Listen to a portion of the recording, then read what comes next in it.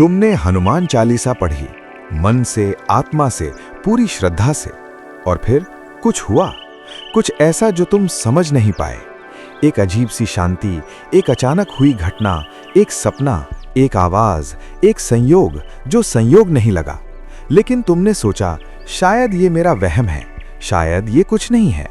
रुको, क्योंकि आज शास्त्रों की प्रमाण से हम उन संकेतों की बात करेंगे जो हनुमान जी अपने भक्त को देते हैं, ये बताने के लिए कि उनकी कृपा बरस रही है। और यदि तुमने कभी इनमें से कोई संकेत अनुभव किया है तो जानो तुम अकेले नहीं हो। इस वीडियो को अभी बंद मत करो, क्योंकि जो बात आज हम बताने वाले हैं वो तुम्हारी भक्ति को एक नई दिशा देगी। पूरा वीडियो देखो और हर संकेत को ध्यान से सुनो। सबसे पहले ये समझना जरूरी है कि हनुमान चालीसा केवल एक स्तुति नहीं है। तुलसीदास जी ने रामचरितमानस की रचना करते हुए हनुमान चालीसा को एक दिव्य कवच के रूप में लिखा। इसकी प्रत्येक चौपाई एक मंत्र है, एक आह्वान है, एक सेतु है भक्त और हनुमान जी के बीच। जब तुम श्रद्धा से हनुमान चालीसा का पाठ करते हो तो तुम केवल शब्द नहीं बोलते, तुम एक दिव्य कंपन उत्पन्न करते हो जो ब्रह्मांड में फैलता है। और हनुमान जी जो चिरंजीवी हैं, सदा जागृत हैं, वो उस पुकार को सुनते हैं और उत्तर देते हैं। लेकिन उनका उत्तर हमेशा उस भाषा में नहीं होता जिसे हम समझते हैं, वो संकेतों की भाषा में बोलते हैं। स्कंद पुराण में उल्लेख है कि जो भक्त नियमित रूप से हनुमान स्तुति का पाठ करता है उसके जीवन में दिव्य परिवर्तन होने लगते हैं। कभी स्वप्न के माध्यम से, कभी अचानक मिलने वाली सहायता से, कभी असंभव कार्यों के अचानक सिद्ध होने से। ये परिवर्तन ही हनुमान कृपा का प्रमाण है। पहला और सबसे महत्वपूर्ण संकेत है मन की असाधारण शांति। जब तुम हनुमान चालीसा का पाठ करते हो और पाठ के बाद तुम्हें गहरी अकारण शांति का अनुभव होता है तो ये साधारण बात नहीं है। तुम्हारे जीवन में संकट हो, चिंता हो, उलझन हो, लेकिन पाठ के बाद वो सब जैसे पिघल जाता है और एक अजीब सी स्थिरता आ जाती है। ये अनुभव बताता है कि हनुमान जी की शक्ति तुम्हारे भीतर प्रवेश कर रही है। मांडुक्य उपनिषद में कहा गया है कि परमात्मा की उपस्थिति का पहला स्पर्श चेतना में शांति के रूप में अनुभव होता है। जब कोई दिव्य शक्ति तुम्हारे निकट आती है, मन स्वतः स्थिर हो जाता है। ये वो क्षण है जब हनुमान जी तुम्हारे भीतर अपनी उपस्थिति दर्ज करा रहे होते हैं। इस शांति को छोटा मत समझो, ये कृपा की पहली किरण है। दूसरा संकेत है स्वप्न में दर्शन या संकेत। वाल्मीकि रामायण के सुंदर कांड में जब सीता माता अशोक वाटिका में थीं और पूरी तरह निराश थीं, तब उन्हें स्वप्न आया जिसमें शुभ संकेत दिखे और उसके तुरंत बाद हनुमान जी प्रकट हुए। ये शास्त्रों में स्पष्ट किया गया है कि दिव्य शक्तियां कभी-कभी स्वप्न के माध्यम से अपने भक्तों से संवाद करती हैं।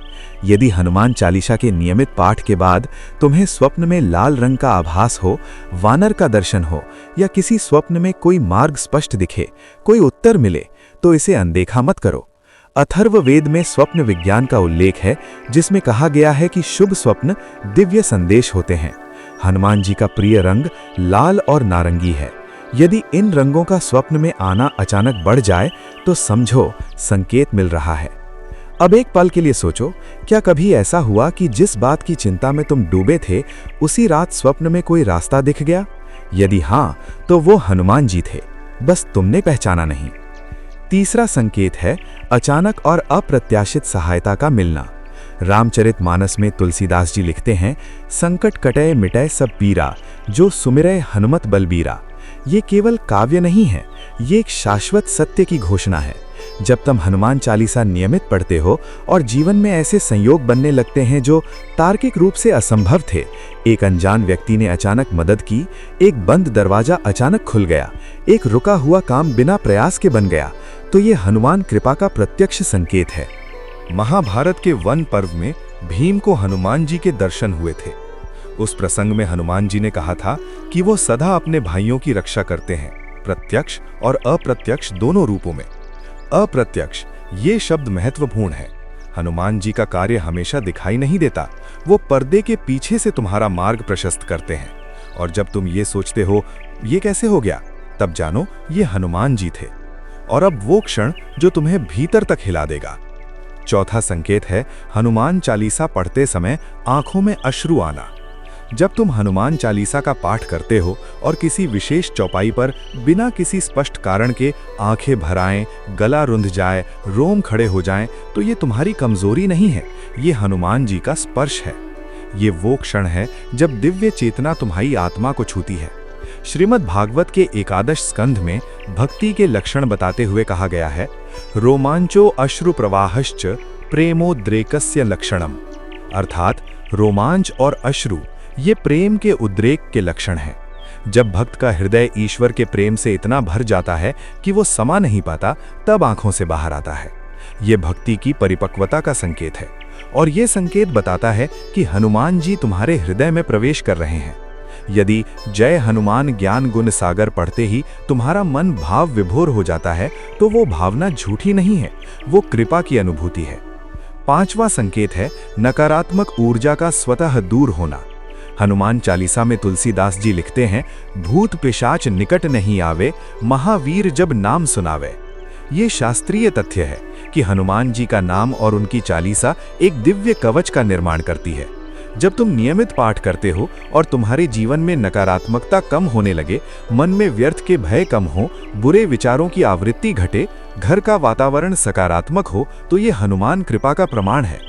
अथर्व वेद के कवच सूक्त में कहा गया है कि दिव्य नामों के उच्चारण से एक सुरक्षात्मक आभा मंडल बनता है, जो नकारात्मक शक्तियों को निकट नहीं आने देता। ये केवल धार्मिक विश्वास नहीं, ये वैदिक विज्ञान है। ध्वनि की शक्ति वातावरण को बदलती है और हनुमान चालीसा की ध्वनि उस सर्वोच्च शक्ति का आह्वान है जो सब नकारात्मकता को नष्ट करती है। छठा संकेत है जीवन में अचानक आने वाली बाधाओं का टलना।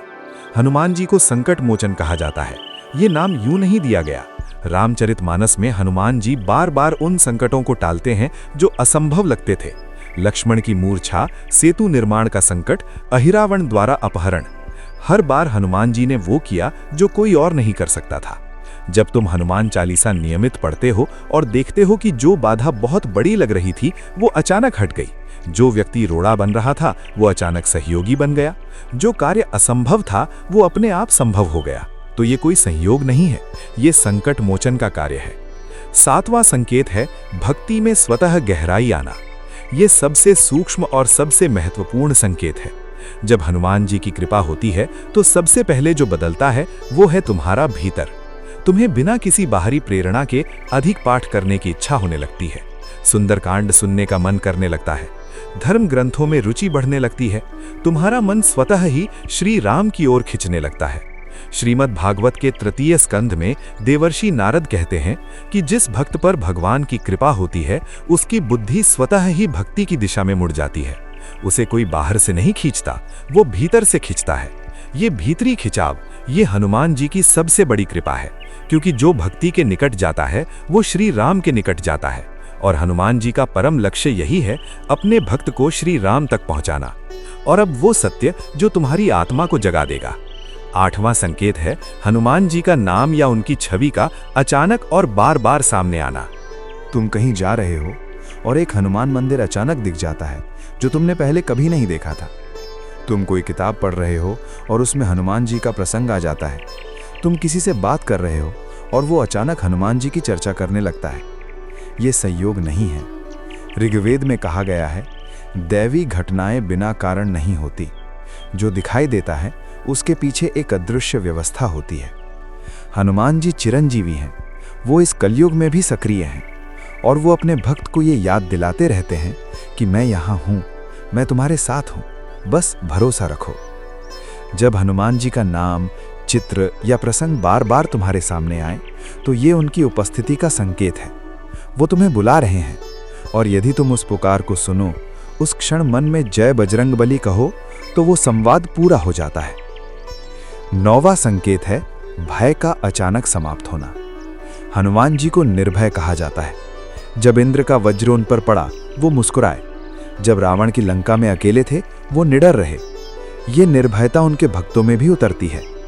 यदि हनुमान चालीसा के नियमित पाठ से तुम्हारे भीतर के पुराने भय कम होने लगे, जो व्यक्ति या परिस्थिति तुम्हें डराती थी वो अब उतनी भयावह नहीं लगती, जहां पहले घबराहट होती थी वहां अब साहस आने लगा है, तो ये हनुमान जी का वरदान है। वो तुम्हारे भीतर अपनी शक्ति का एक अंश डाल रहे हैं। तैत्तिरीय उपनिषद में कहा गया है, यतो वाचो निवर्तन्ते अप्राप्य मनसा सहा आनंदम ब्रह्मणो विद्वान न बिभेति कदाचन। जो ब्रह्म के आनंद को जान लेता है वो कभी नहीं डरता, और हनुमान जी उस ब्रह्म के सबसे समर्पित उपासक हैं।